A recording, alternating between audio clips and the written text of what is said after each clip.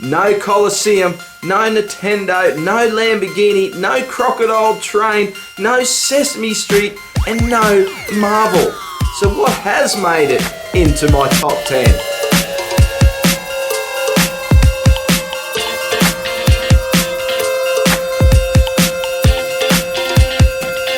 YouTube, down to Bricks here, and welcome to this week's video, my top 10 Lego sets of 2020. Now I think we'd all agree it's been a pretty crap year, but when it comes to Lego, it's been pretty bloody good. And all those sets I mentioned at the start, with none of those in my top 10, what is going to make it? So I've made no secret of the fact that I'm trying to streamline my collection. So I've only put sets into my top 10 that sets that I either already have in my collection or I still want to pick up. And even though all those sets I mentioned at the start are all fantastic sets, they're not sets I'm going to be collecting. But what a year, so many huge sets. I'm sure we say that every year, but 2020 just had so many big sets from Lego. I mean, what is 2021 going to bring? And it reflects in my top 10 with not one set under 1,000 pieces. So each year I like to add a small set into my top 10, but it was just so difficult this year with so many big sets. I just couldn't manage to squeeze in a small set. Now we have got some very good small exclusive sets this year. I didn't want to include any of those. Really, to me, they need to be a general release to make it into the top 10 or make it onto this list at all. But I do have a few small sets I just want to tip my hat to that I think were very good. The first set is 76157 Wonder Woman versus Cheetah. I just think that's a really cool, interesting little build and a couple of great minifigs we get in that set. And I couldn't not include a couple of Star Wars sets, the 75283, the Armored Assault Tank, and 75280, the 501st Clone Troopers. The highlight for these two sets is definitely the minifigures. We get some pretty cool little builds as well, but great minifigures, especially that Ahsoka minifigure. That is absolutely fantastic. But let's crack on to my top 10, and coming in at number 10 is 75288, the Star Wars AT-AT, at just under 1,300 pieces and has 6 minifigures. And what a great set this one is. I mean, it really holds a special place to me. I think anyone around my age, the first time we saw the movie and we saw the attack on Hoth and the AT-ATs come onto screen, I mean, it was something quite magical, wasn't it? So that vehicle always holds a special place for me, so I had to put it into my top 10. I do think it was one of the better Star Wars sets of the year. Whether it's the best AT-AT, well, that still has some debate, doesn't it? But it is a great build, and I do recommend it, and I have put it in at number 10. Number 9 on my list is 10275, the Elf Clubhouse, at just under 1,200 pieces and 4 minifigs. Who doesn't like the Winter Village theme? It's such a great theme. And with this set, so many cool little accessory builds and a cute little clubhouse. I think this one is a real winner. Coming in at number 8, we're going to pluck one out of the Creator 3-in-1 theme, and this is 31109, the Pirate Ship, at just under 1,300 pieces and 4 minifigs. This one is a real winner.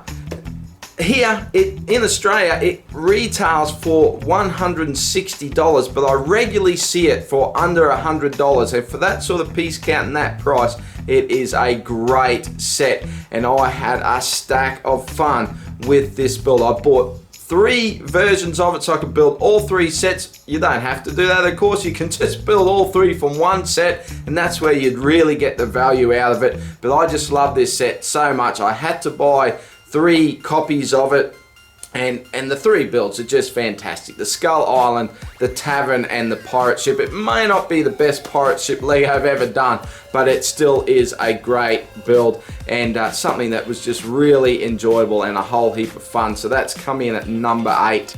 And now for number 7, we have another Star Wars set. Now, I think I only have 3 Star Wars sets on my list this year, which is a little bit different. But number 7, we have 75275, the UCS Awing at just under 1,700 pieces and 1 minifigure. This is a fantastic looking display piece. Few drawbacks for me with this one: using numerous stickers for the detail. I really wish Lego would change things up there on these premium sets. And the wings, building them out of layered plates and having the underside of the plates sort of visual on the build, I don't think was ideal, but it was fantastic to get something new in the UCS range. So many, in recent years, so many of them have been re-releases of previous sets. So to have something completely new was fantastic, and to be able to complete the series of wings. So now we have our A-Wing to go with our B-Wing, our Y-Wing and our X-Wing. It was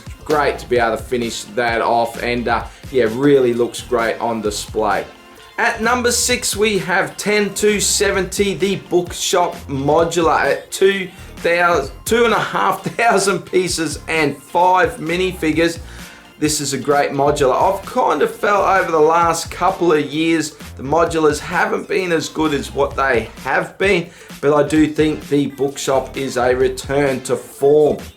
I think there is some really fantastic detail in this set, and it's a great use of colors as well. It really pops amongst your other modulars. So that is definitely one that's made it into my top 10, and I'm really looking forward to the police station next year. I think that's another cracker as well. Coming in at number 5 is set 10273, the Haunted Mansion from the Fairground theme. Now, I don't normally collect sets from the Fairground theme, but with Monster Fighters Haunted Mansion vibes and 3,231 pieces, 10 minifigs, this one really grabbed my interest. It's a fantastic looking set and really complements that Monster Fighters Haunted Mansion.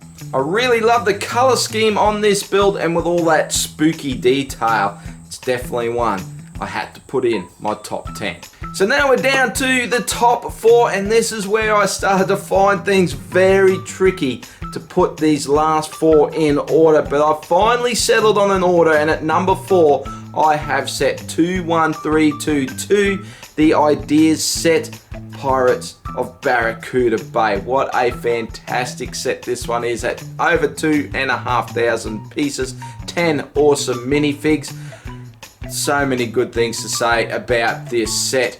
This has to be one of the best ships from Lego, and great display options. You can display it as a ship, you can display it wrecked on the island. I mean, how cool does that look? 10 cool looking minifigs, big material sails. There's so many good things to say about this set, and it's come in at number 4. Coming in at number 3 is set 76161, the 1989 Batwing at just under 2,400 pieces and 3 minifigs. I said it in my review and I'll say it again, this set is huge. It's just an impressive set. You can mount it on the wall, you can mount it on your stand, you got multiple combinations on the stand. You put it with your 1989 Batmobile and be prepared to be blown away. So we're starting to get to the pointy end of the list, and at number 2 we have a recent addition, and it is 10274, the UCS style, as I like to say, Ecto 1. Whew, what a fantastic set this one is. It's an amazing build, it has amazing detail, and the UCS style Ecto 1 is a must for any Ghostbusters fan. Many would say it has too many stickers, and normally I'm in that camp right along with you, trust me. But with this set, the stickers aren't really essential. Unlike the A-Wing, you can easily just leave these stickers off and you have a classic looking Ecto 1. I would have really liked to get a display stand with the minifigs with this set, but we have got them in the past, so it's no biggie, but that would have been a nice addition. But man, what a great set. If you haven't picked this one up yet, I highly recommend it. And coming in at number 1, drum roll please, We have 75290, the Mos Eisley Cantina, UCS, MBS, whatever you want to call it, just call it fantastic. What a great looking set. So this set, I haven't actually picked it up yet because on the day of release I missed out on it, and it's never been back in stock since.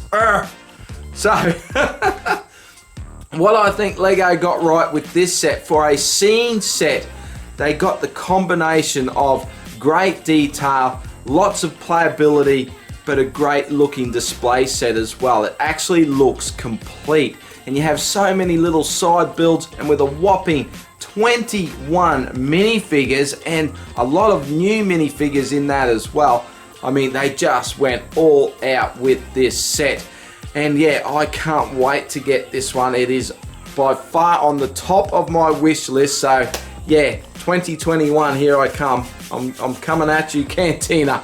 But yeah, I just think this set just ticks all the boxes. And for an MBS set, this one's going to prove a little bit of a dilemma for me, whether to display it on my UCS shelves or include it with my play sets. That's a bit of a tough decision. But that is my number one. I think it's very worthy. And there you have it, my top 10 of 2020. Now, of course, it's exactly that, my top 10. I wouldn't expect your top 10 to be anything like that, and that's what's so great about these top 10 lists.